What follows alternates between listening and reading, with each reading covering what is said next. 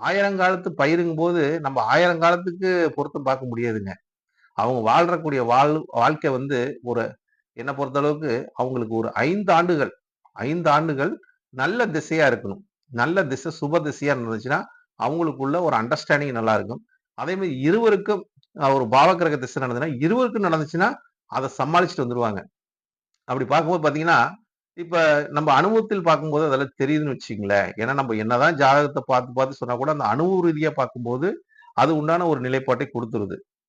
இப்ப ஒருத்தருக்கு வந்துங்க, மீன லக்கினக்காரங்களுக்கு 7ஆம் இடத்துல வந்து புதன் பகவான் திசையை நடத்துறார். 7ஆம் இடத்துக்கு புதன் பகவான் திசையை நடத்துறார்.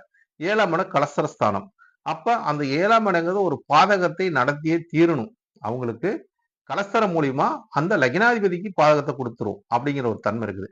அப்ப அந்த புதன் வந்து அவங்க அவங்க லக்கினத்துல வந்து நீசமாயிட்டா பாதகம் இல்லைங்க. சாதகங்க.